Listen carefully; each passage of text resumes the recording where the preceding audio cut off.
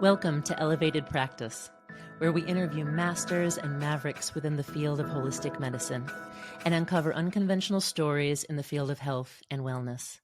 I'm your host, Gretchen Badami, and every episode I'll be interviewing clinicians, scholars, entrepreneurs, and educators who share their wisdom and ideas with you.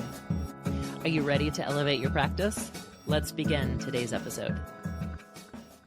I'm proud to announce a special reward for Handcraft Health practitioners in celebration of International Essential Oils Day in collaboration with Emily's Skin Soothers. Submit 5 or more healthcare packages through Handcraft Health, and once your 5 prescriptions are fulfilled by your patients by July 11th, 2025, you'll receive an exclusive gift, a set of 3 room sprays from Emily's Skin Soothers, valued at approximately $50.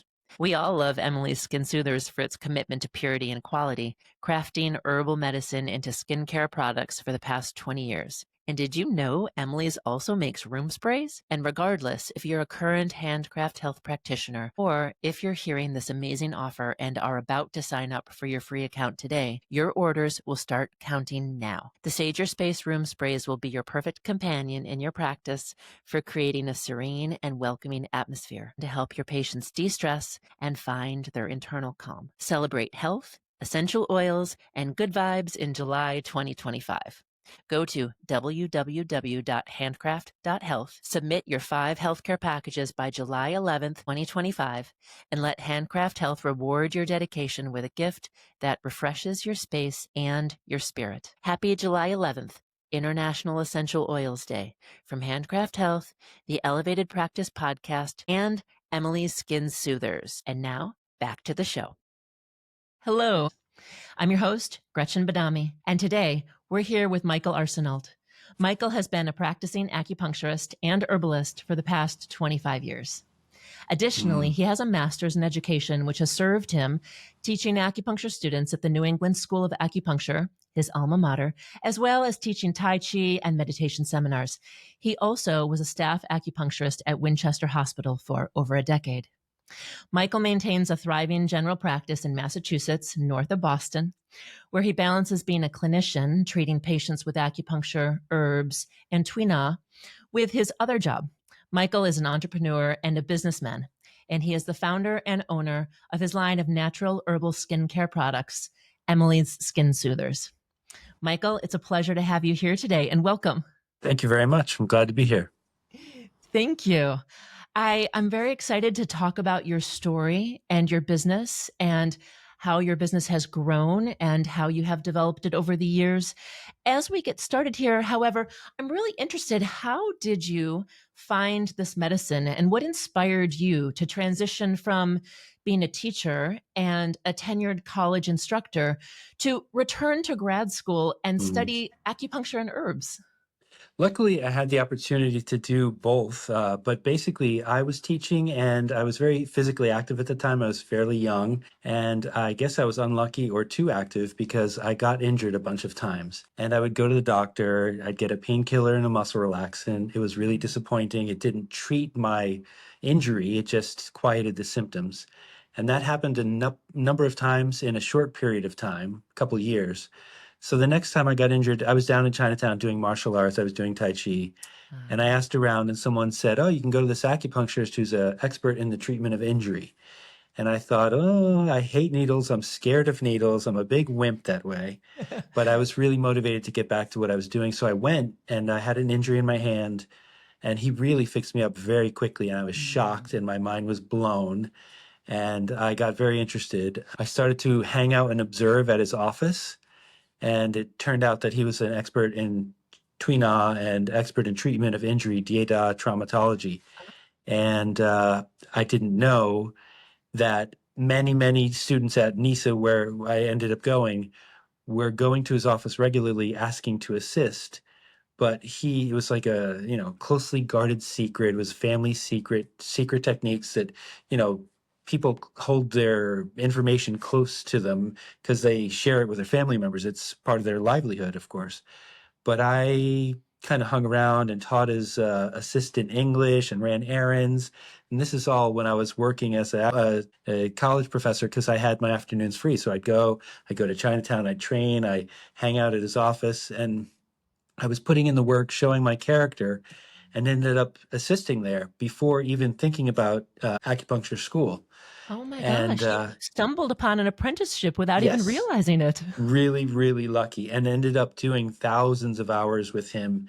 And when I did have to officially do apprenticeship for school, I did it with him Oh, and wow. really developed a whole specialty because of his specialty in treatment of injury, both through tree knot, internal herbs, topical herbs, and special techniques of acupuncture. But it was incredibly lucky and it was incredibly intriguing. And because I was a community college professor, I could teach in the mornings, I could go do that in the afternoon. And then when I got really, really intrigued and decided to look into it, NISA was right there in Watertown, very close by. Mm. And they had an evening program. So I was still able to teach and work and go in the evening. It all kind of came together very easily. That is so fortuitous. I love hearing that story and all of the very organic parts of being a martial artist yourself, seeing this person for treatment, being amazed and impressed of Yeah. the effectiveness of this treatment, and then organically deciding that you wanted to make it a part of your life and practice it yourself.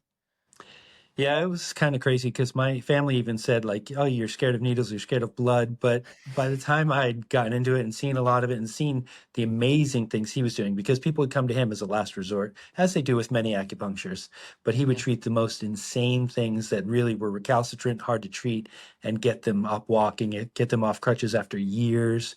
And it was just so impressive that I really became intrigued and had to pursue it further. Well, it sounds like you found a very impressive and effective teacher Extremely lucky. to learn from and to apprentice from. And so then you went through the program, and then you started your practice yourself. And did you end up treating a lot of musculoskeletal conditions, Yeah. being a martial artist yourself and knowing how effective that was? What did you move into for your practice? Yeah, I mean, I definitely did general practice, but very much specialized in that. And when I finished school, he also taught the tween knot class at the school, which was just brief, 15 Mm. hours or something like that. But when I finished school, I taught that class with him for a few years. And then we also developed and taught a DADA traumatology course to other practitioners together for a while because his English is decent, but I assisted and we made course materials and things like that. And it was extremely popular because it's not a specialty that's often taught. So he did the external herbs, the internal herbs, and treatment of very specific, very commonly treated injuries. So I definitely specialized in that while doing general practice, both at the hospital and in my private practice. And so then you moved into your own practice while still having your connection with your teacher. And then you, over time, started to develop another, I'm just going to call it a subspecialty right now. But can you tell us how you started to move into dermatology and what the Mhm. event was? Some people may already know this story because yours is a well known product. But for those Mhm. who don't, how did you start incorporating dermatology into your practice? Yeah, really just by pure necessity and no particular interest in that field of study or creating products or a Right. business. It's a long way from Um, martial arts, right? yeah, I mean, it wasn't, I still don't want to do any facial stuff, things like that. That's not my area. But my daughter had eczema and she was a baby. And, the typical course of treatment would be steroids. And that was a slippery slope that can lead to other issues. And I did not want that for her. So when we found out it was eczema, I asked my wife for a little time and I really delved into the traditional treatment of eczema with topicals. And I played with some existing old formulas and kind of pared them down, simplified, tested them on ourselves and on my daughter. And the initial formula and the basis from the traditional formulas was sesame oil as a base. Mm. So we smelled like, Chinese donuts and food, but it worked. And that's a commonly used oil in Chinese medicine, but that was not good for the general market. So I actually used it in my practice after I got good results with my daughter. I started to use it in my practice just to help some patients. And they got such amazing results with long-term, long-standing eczema and other conditions that were not getting relief, that they were kind of shocked and surprised. I was also shocked and surprised. I just wanted to keep my daughter off steroids. And when they started to get results, I decided to try it out with more people, share it with some of my patients so they could share it with family members. And when we got, really incredible results, because eczema is so hard to treat oftentimes, then I started to say, okay, I have to do something with this. And it just grew organically from there. And people really want to put something on their baby that they can trust, something that has a limited number of ingredients and that is a good quality and that doesn't have harsh chemicals or etc. fragrances. Mm-hmm. So when you first started out, I'm assuming you were making all of this yourself in your herbal pharmacy. How did you initially, before you uh, went more commercially produced, how did you initially start making your topicals? For a good while, we were making it at home in the kitchen. We were just cooking up small batches and sharing it with, like I say, a couple patients and making a few jars here and there, enough for the baby.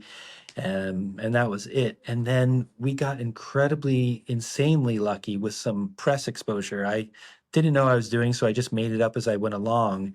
And when it was getting good results, I decided to reach out to the newspaper, the local newspaper, and they ended up writing an article, which they put on the front page, our hometown paper, which was part of Boston. The Boston Globe saw that. They came out and wrote an article. And the local news station saw that. And, dad creates a product for his daughter. Wow. And they came out and did a health cast, all within probably the first 6 months of business. Wow. Now, Which how long ago was this? Was this my daughter is 15 years? 18 now, so this was when she was about 1. We made it for her when she was about 6 months. And then this all happened within the first 6 months of business. Really crazy. Wow. So that newscast was like, it was a health cast.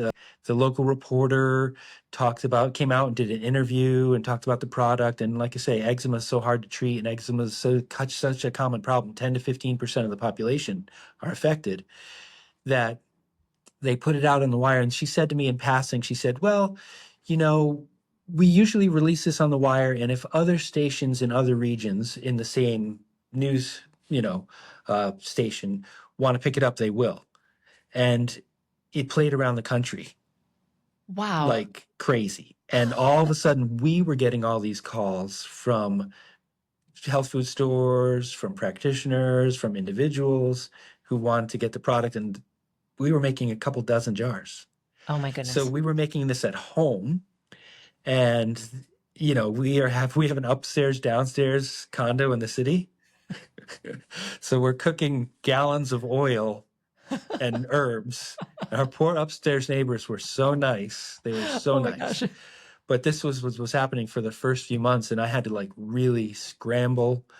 I had to figure out, commercial kitchen space, renting commercial kitchen space initially, and did that for quite a while before Wow. So getting you our own decided to space. just go for it. You said, you know what, The demand was there. Full The force demand into this and was, make it. And yeah, I mean, we really hadn't planned to. It was just helping out my patients and spreading it locally and seeing, but the demand was so incredible. And then the feedback that we were getting from people who were getting it and using it, yeah, we just kept going. And Yeah. it was, That's unexpected, amazing. not planned for, incredibly lucky. Yeah. Yeah. Yeah. That is wonderful. Well, let's not say incredibly lucky. You made a very good product and then people heard about it. And so, but unplanned for, yes, it just sounds like, all right. So you have this product and then you started branching out.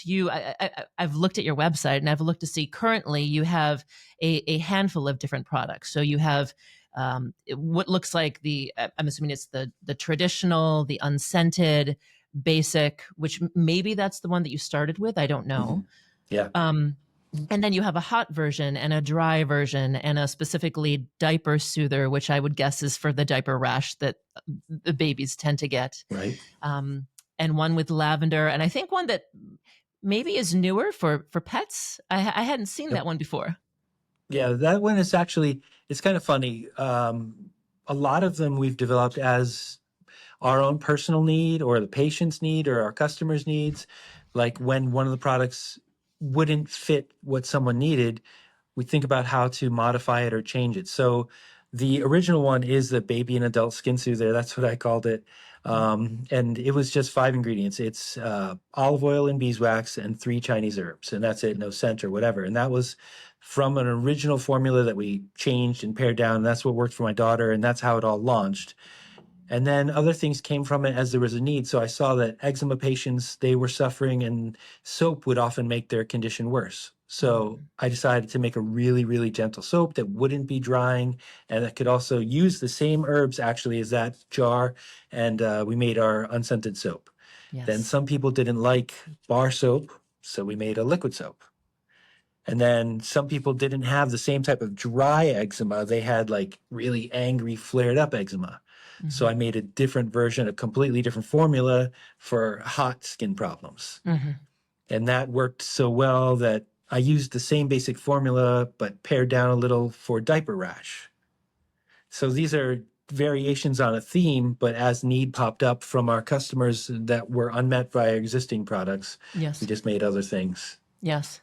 And I love it because it's simple. You don't have a lot of ingredients. You have a handful of products for the dry or for the hot or for the basic, and with a few niche, if maybe it's an animal or it's a diaper, Right. but Chinese herbs are effective. We know this for dermatological conditions.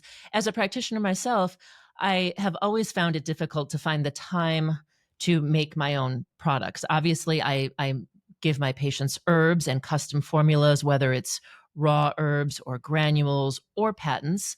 But when it comes to dermatology, I'm not going to be creating my own Mhm. customized formula. So to have someplace that practitioners can go, that they can prescribe these topicals, knowing that a fellow practitioner created them, knowing that they're clean products with simple ingredients, it's fantastic for clinicians and practitioners to know Yeah, that you're and we out get there. really great results that way. Some of our best testimonials come in from practitioners who know the herbs, who know the different formulas and how they would be best applied. Yeah. And so they choose the right one for the right condition. And we see amazing results. And they share these before and after pictures that are just mind blowing and shocking. I mean, they're in health food stores and they're in Whole Foods too. But a lot of times the people working there don't necessarily know Right. Chinese medicine or what the herbs do. They get the general sense because we have our sales reps go out and try to do trainings, but acupuncturists who've trained in herbs really know which formula. And we try to provide cheat sheets and try to train people up a little bit, Yep. but that's the best fit. So sometimes we get like, sales calls from people who want to sell it more generally. And it's not necessarily a great fit because they have to know which formula is a fit for which condition. Otherwise, it's kind of hit or miss. You might get results, but you might not Yeah, and they may when not people really choose the right understand one. how it's working. I have my little jar here that I have in my own house, and I've known of your product for a very long time. Even before I knew who you were, I knew that there was this product that was called Emily that some Mm. practitioner made based on treating his daughter, and I had been giving it to my patients as well as recommending it to my students. Having taught in schools for 15 years, when I teach students about herbs and I tell them about the difference between patents and then topicals and, you know, taking them orally. And I always mention a few examples. So I think, yeah, practitioners are probably some of your best advocates. Absolutely. I was thinking, when I was thinking about your story and my own learning about your company, that I would imagine that one big component to the success of your company has to be the beauty of this story, because Mhm.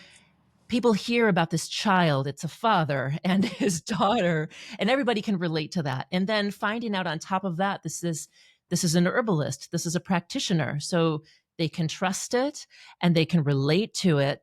And it's a very memorable story. As I said, I didn't even know Yep. who you were, but I remembered your story. Yeah, we've been incredibly lucky that way too. I mean, it wasn't planned, but it definitely speaks to people, and we've definitely tried to let people know that that's where we're coming from. And it is memorable to people. I'll have people say like, oh, a chiropractor made some product for his daughter. They don't remember exactly, but they remember that it was a dad for his daughter. And really that's totally the impetus of the whole formulation. It Yeah. was just so to keep her off of steroids. And so that has kind of informed the formulation of all the products. We Mhm. keep it like as simple as possible for people with sensitive skin, for people who are scent sensitive. Most of the products are unscented. Some have very little essential oils, just a little. But when we're formulating, because they were initially made for my daughter and for people with sensitive skin, that's who we have in mind. And that's been a really great customer base too, Yeah. because those people have typically tried so many things and had no luck. And when they finally find something that works, they are thrilled and overjoyed and incredibly loyal and send in before and after pictures and testimonials. And Yeah. it's, it's a win-win. It's a mutual benefit because they become great advocates for the company. So they spread the word quite a lot. And, it's extremely rewarding and thrilling too, because it really gives you a little boost. Like sometimes when I'm busy and tired, I'll go back and just look at the before after pictures and the testimonials and look online for new reviews. And it's just hard to believe sometimes. I still, like 17, 18 years out, pinching myself like, how did something I made have that result? And it's really, yeah, it's mind blowing. Yeah, it's got to really make it feel all worth it that It's you went into incredible. this for a reason, Yep. and you are helping so many people, not just in your own practice, but reverberating out through your product. You mentioned the testimonials and the before and after pictures. And when I was Mm, looking at your website, those really stuck out to me because it's one thing to get a referral and maybe someone hears about this product, but then when they go to your website and they really see those photos, yeah. it's astounding. It's astounding to me. Like when Yeah. people send those in, I'm like, oh my God, it's, yeah, incredible. Yeah. And now when thinking about how you've developed a website, you have your product. I'm going to ask you in just a moment about if you have done any marketing or whatnot. But as far as testimonials, do you ask your patients for testimonials, or do you just wait for them to offer? How do you It happens receive both those? ways. People will write just grateful and they'll send amazing emails and I'll have to like get on my text and send it to my wife and my mom and my kid and say like, look at this. But when they do, I'll ask, would you mind submitting that as an official testimonial for the website to share with people so other people with similar problems can find us through your good success? And, some people will volunteer to send pictures and others I'll ask. And now it's kind of wild. We just redid our website about a month ago, and we put it on a whole new platform that has all these apps built for it. And there's a review app that integrates right into the website. I can write the basic format and it'll time it to send it out exactly whenever I want. The email allows for them to click and submit a review right then. And it tells me that one has come in. It's simple to publish right to the website. They can, I can write a thank you to them right in the website. It's just amazing, like all these That's great. functions. That's so convenient. So they're coming in fast and easy now because I don't Yeah. have to like ask and email and, keep track. It's all just right in the website. Really, really helpful. Wonderful. Well, one benefit of technology, right? So easy. Now, I mean, it sounds like, and you've mentioned a few times, and I don't know if I want to dispute this, but you feel like you've been very lucky. And, part of it, I'm sure, is your good Shen, right? Your spirit that has allowed this to, become your company. But what processes did you go through as you were creating the product, and having to find some place to commercially produce it, and then having to choose your jars and your colors and your names? Mhm. When you went through all of those things that have to do with creating a business, is there anything that sticks out in your mind for practitioners who maybe want to create their own products or thinking of becoming business people or entrepreneurs? Anything that you would like to share, either difficulties that you went through that were unanticipated, Sure. or successes that you worked through in this process? Let's pause for a moment to extend a big thank you to our sponsor, Handcraft Health. I prescribe a lot of herbal medicine in my practice, and quite frankly, I don't want to spend the overhead keeping hundreds of herbs and supplements on hand. Since the pandemic, I do a lot of telehealth consults and ship patients their prescriptions. Handcraft Health has been my lifesaver. It allows me to have a successful and streamlined practice and saves me money and office space. I am not tech savvy, but the platform is really straightforward for me to write and easy for my patients to pay online and receive their orders at home. It's free for practitioners to open a Handcraft Health account. It's just handcraft.health and only takes a few minutes to sign up. It's one of the easiest choices you'll make to do what you do best. And now, back to our episode. Yeah, I think we've been incredibly lucky just reaching out and trying to share the story. And it's, again, another case of mutual benefit. If you provide something interesting to journalists, oftentimes it's of benefit to them and they want to write an interesting article. I think you have to put yourself out there for rejection, but the likelihood is if you have a good story, you will get some good press, and that really helps so much. In terms of building the business, I think we're incredibly lucky as practitioners because we already have existing customers. So if you have a business idea, you can try it out on a small scale and you have your own little research ahead of time. You can see if there's a need, if it works, what the profit margin is, how much it costs you to make, and then they can share it with their family members, their circle, and you get free research. And that way you don't have to create a whole business and spend all this startup cost without knowing if it works already. So a lot of the products, I've made a couple different iterations and changed them as people gave feedback.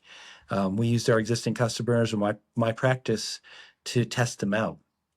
Some of them we've made and it hasn't worked out. So I was recently I was trying to make a shampoo bar for the hair to avoid plastics but it was not so easy. It worked for some people and not for others.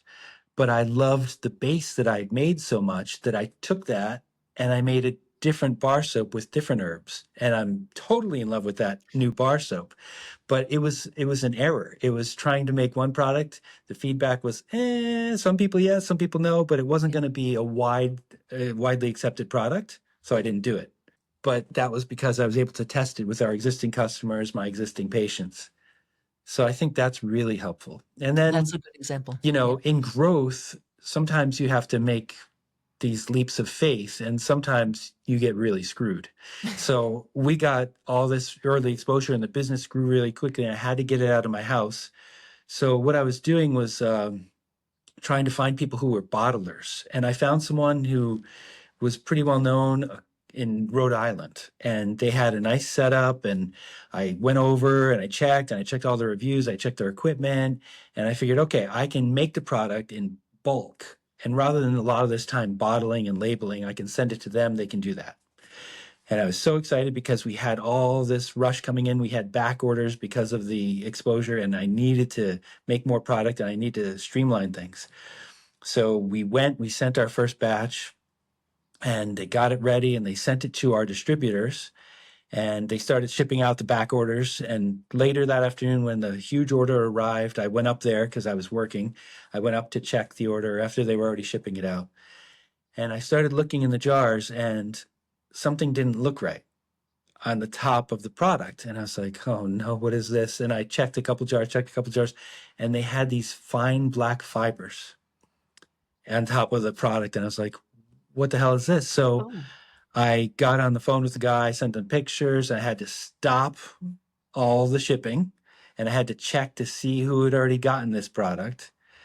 And long story short, the guy who was working on the batch, leaning over the batch, had some really cheap, lame shirt that was shedding fibers onto the top of the product. And that was like a long research to figure this out. But the whole batch was wasted. We were back ordered. I'd made all these big batches. I'd sent the materials. They had made them. They're finished product. They're at the distributor. I had to throw the whole thing out. And I had to write a recall to the patients, the customers who had already gotten it. And now I had to make extra and get my money back from this guy. But the product and the materials, the jars, the caps, wasted. All wasted. And, I couldn't have possibly really anticipated that, but it was out of my control. It was out of my view.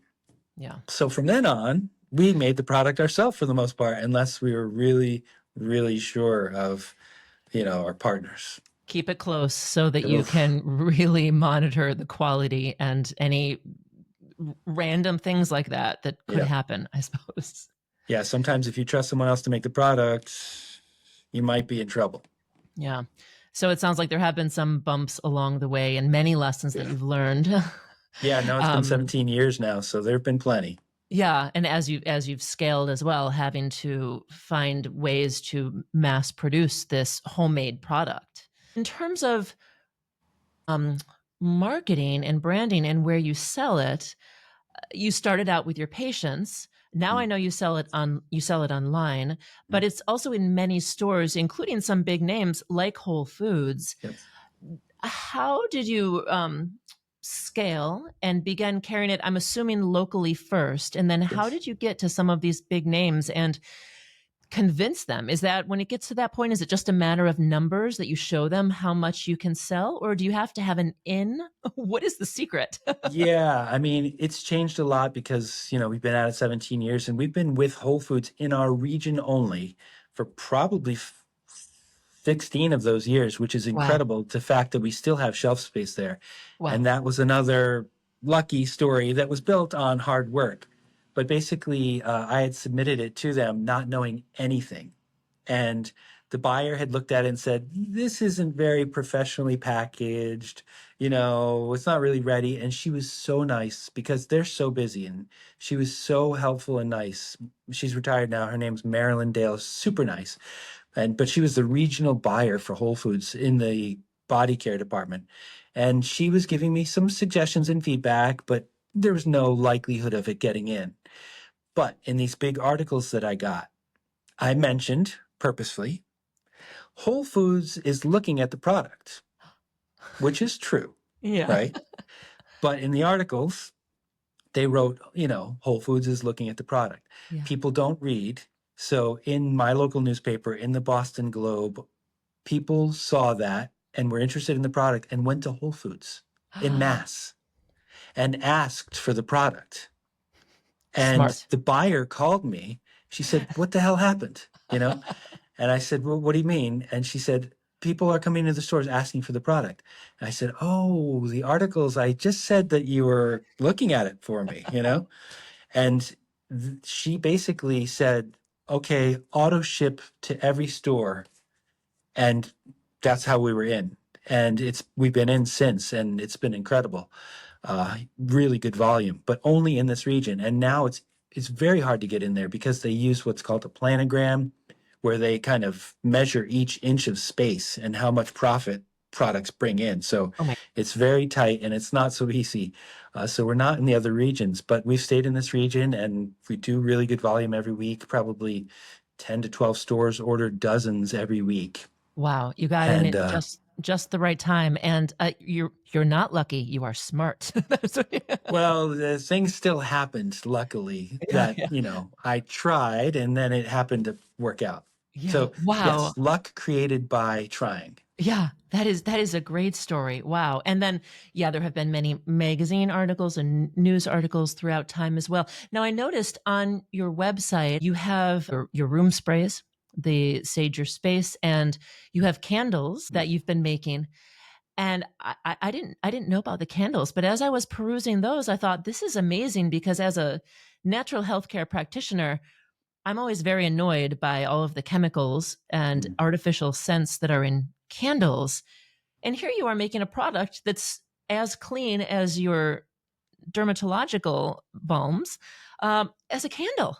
What a great Yeah, I idea. mean, that How was did you again, decide to broaden out to candles and room sprays and things like that? it was basically my personal need. I hate really strong scented stuff. And in the practice, sometimes you need something to cover up scents or to clear a room. And so I took a really gentle base of sage, and we definitely decided not to use white sage because it's endangered and because it's supposed to be a ceremonial plant for Native Americans. So we used clary sage as a base.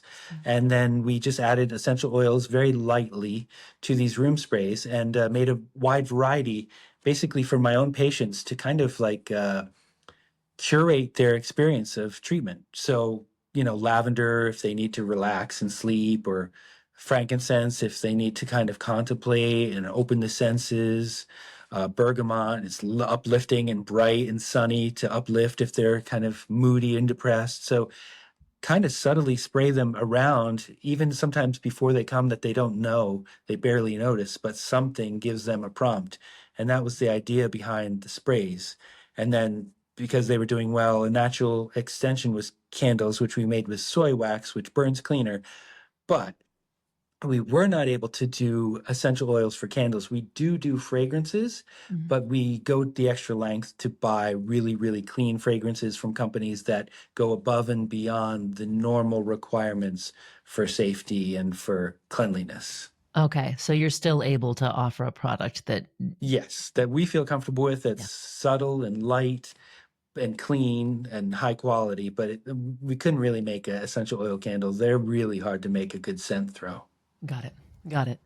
And then as well as the local stores, you're on a variety of the platforms for practitioners. So, our podcast is primarily going to be accessed, at least in the beginning, hopefully in the future by community people, but in the beginning through practitioners. And many of the platforms and distributors also carry your products, which is why I think that there are probably many people who are familiar with your products, but don't know the man behind the product. So Yeah, we've been lucky to work with some of the bigger distributors, and they're really great. And they get it at a distributor price, so they can still offer it as a practitioner wholesale price to the practitioner. And in some cases, when they don't want to carry a large amount, they can just get a couple jars here and there and carry it for specific patients without carrying a lot of inventory when they order their other supplies. So that's great. It's very convenient for them too. And then it's easier for us because we send these big orders to some of those distributors. And so it's one big order instead of 100 small orders for acupuncturists just getting 1 or 2 jars. yeah, it's easier for someone else to be the middleman than you having to handle all of that personally yourself. Yeah. Yeah. Yeah, it's funny. One of the big distributors orders like every Friday afternoon, or not every, but on Friday afternoons, late in the afternoon. And my staff are like, "Did that order come in?" And it's usually like rush to get it done, but oftentimes they come on Monday. But they're big, like hundreds of pounds, like 7 or 8 boxes, big boxes of hundreds of jars. But it's great because of extra volume, and then again, like I say, more practitioners having access. Yeah. Now, that was going to be my next question. As you've grown over time, you started out as a small family business doing this in your kitchen. Now you have a staff. You have people who are helping to package and ship, handle your books. How do you delegate this variety of responsibilities to 1 or 10 people? How do you Yeah, do it's this? not easy, and it's a matter of necessity, really, because early on, I was burning the candle pretty badly. I had my private practice and my acupuncture at the hospital, and then this on top of it. And as it grew, there was more and more demand on me, and I had to get help. And I also ended up over time, as it grew and the income could balance the other, I cut back on my direct patient contact Mm. probably by half from what I used to see, like 60 people a week or so. And now I see 2/3 of that possibly because I only work like 2.5 days doing acupuncture, and the rest is with the business. Yeah. So I really just by necessity had to hire help. I have help with production, I have help with shipping, and then we outsourced the bookkeeping, the accounting, things like this because it was just untenable. And it gets to a point where there was definitely stages where there was burnout and burning the candle and not being particularly healthy or good for me either, and it just wasn't worth it. It is absolute necessity, but it's very hard to find good employees and to retain them. Yeah. So I think most people report that's the hardest thing about having a business, having employees. I feel very lucky that we have a staff that's very experienced and well established and really reliable, and I can trust them, and they're very responsible. But as we grow, we have to keep hiring. So that's the hard part. Yeah. Well, that is a priority. You need to avoid burnout because as a practitioner, you need to, number one, keep your spirit grounded and keep your body and your mind healthy and continue to love what you do so that you can continue to not only treat your patients, but then feel good about offering this product and running this business. Yeah. It's a fine line, definitely a balancing act. And there were times it was definitely out of balance. Yeah.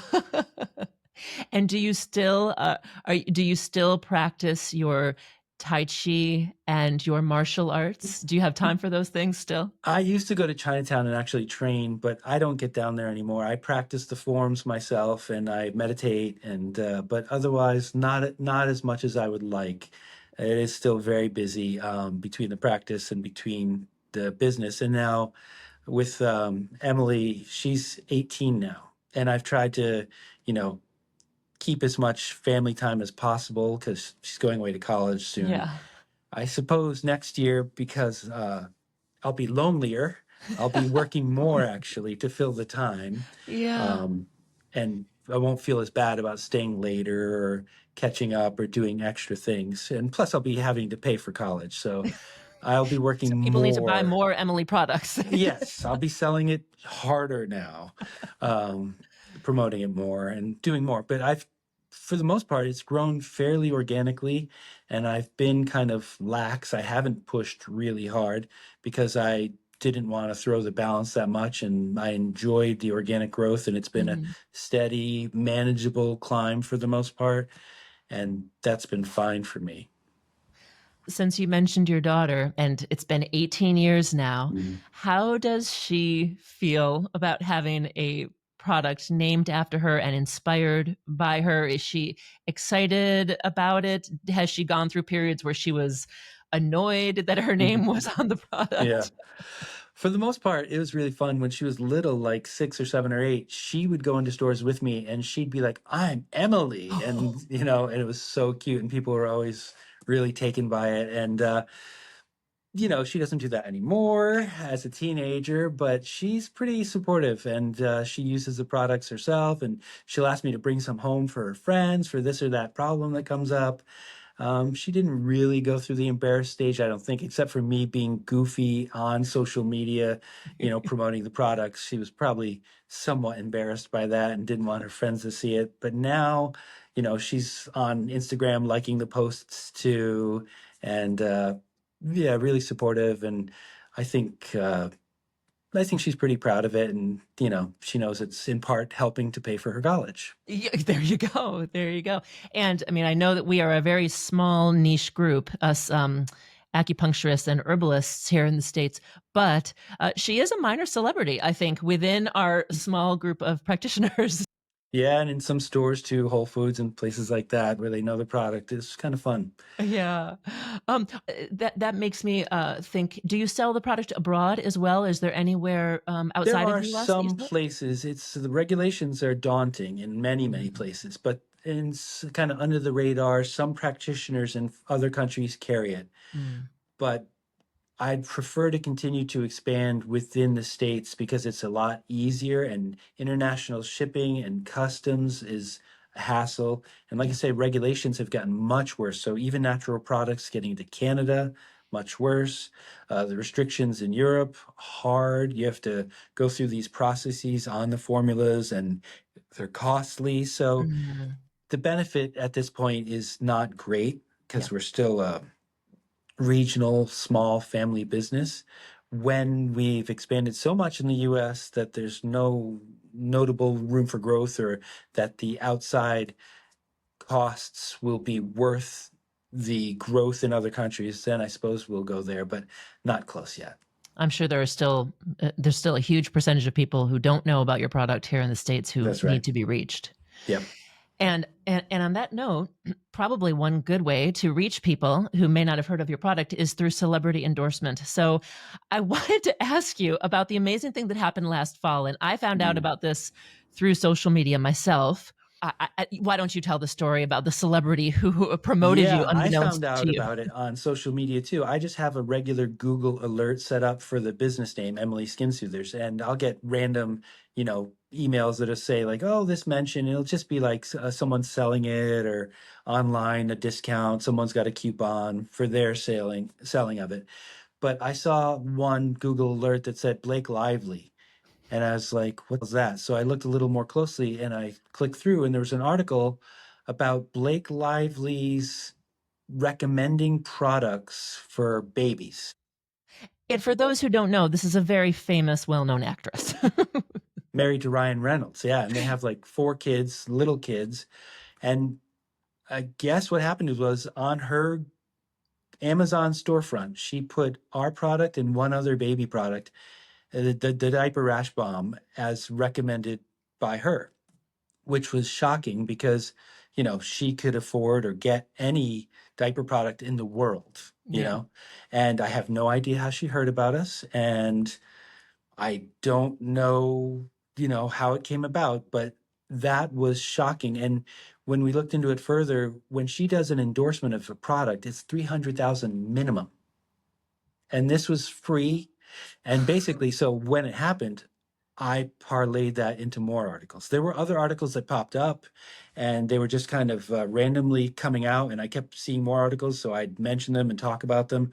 And then I got the local newspaper to, I got them interested, and they came out and wrote a big piece about it, because it was kind of surprising and kind of great to have that Yeah. free exposure and that association.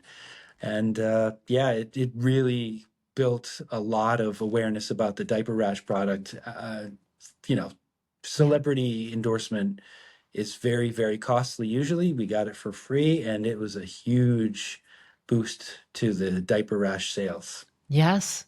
What an amazing event to occur, Yeah, out of unbeknownst nowhere. to you. Yes. Yeah, amazing.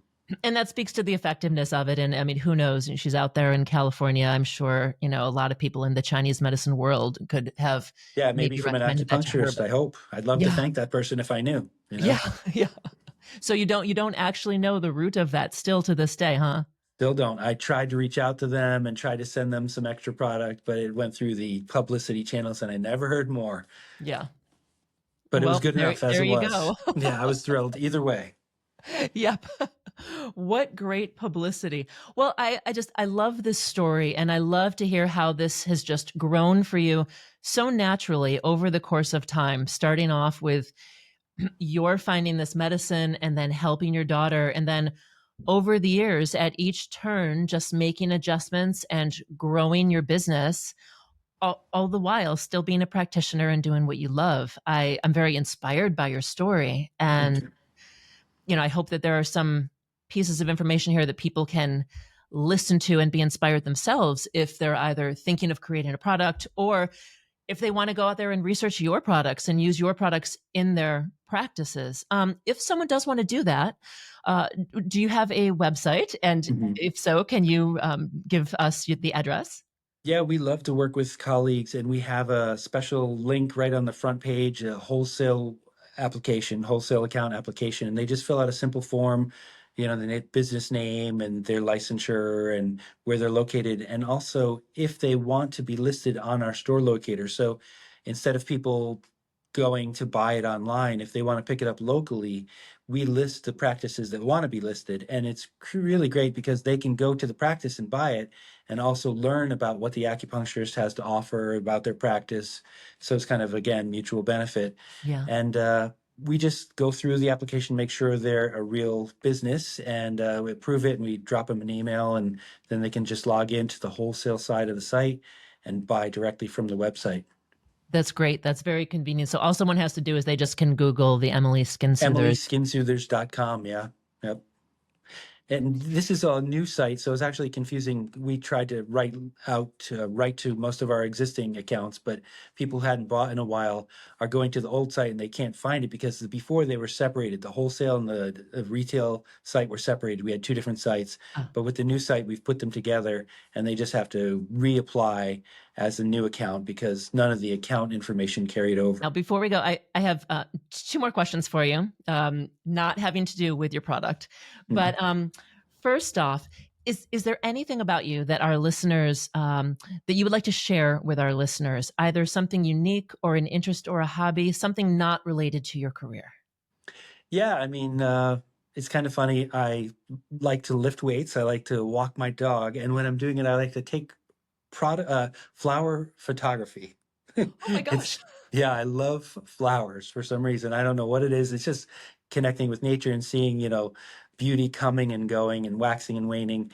And I post my flower photography on my Instagram personal page, Internal Arts Boston. Well, I hope you'll get more people now on your personal page to see your flower photos. And now I'm going to have a visual. Are you lifting weights while walking your dog and I photographing at the same time? I sometimes wear a weight vest when I'm doing that, yes. But mostly, no, I'm lifting weights at the gym and then walking the dog multiple times a day, which is really great. I have an office dog. He's here in my acupuncture practice almost every day. And he gives me a break where I can get out and see flowers and walk 3 times a day. And it's really of health benefit to me, actually. And that is a segue to my other question, and maybe the dog is the answer. But how do you stay healthy? How do you stay vibrant? What do you do for your body and mind? Mm. Yeah, I mean, I used to live in a Zen center and I've been meditating for like over 30 years. So that helps a lot because that really calms the nervous system and centers and grounds. And as I mentioned, there were times when I was very unhealthy, overworked. And when COVID happened and we were all stuck home, I was able to still do the product side, but I wasn't seeing patients. I was seeing some by Zoom. But I really, like many people, reevaluated at that time and reconsidered, like, why am I doing this way or that way? And really took stock of health and really decided again to focus on, working out more regularly, not working too hard, not working too many long hours. And I definitely in the last few years have felt the benefit of that. I'm much less burned out, much less tired, and actually much stronger than I had been 3 or 4 years ago. The other day when I had to lift the AC to get it out of the basement, it was like a piece of cake, where other years I was like, oh, I'm going to break my back. So it's nice to make sure to keep doing the things that give you the strength and the health to do all the rest, because otherwise diminishing returns. You keep working hard. If your body's not with you, you're not going to be able to keep working hard.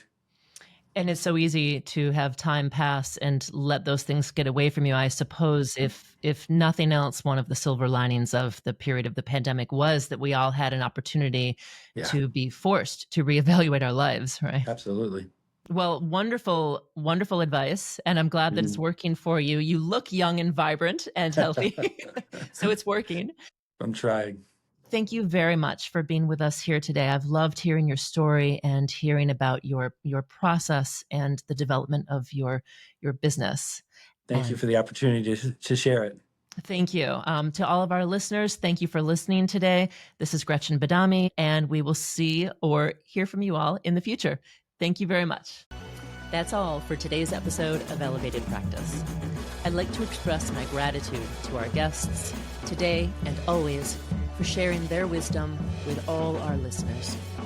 I hope you were able to take away some insights, practical knowledge, or inspirational ideas that you can apply right away to elevate your own practice. You can find us on Spotify, Apple Podcasts, and YouTube. Don't forget to subscribe and tell your friends and colleagues about Elevated Practice. If you have an idea for an episode or a recommendation for a guest, please respond in the comments or message me, Gretchen Badami, directly through social media. Thank you, and I can't wait for you to hear our next episode.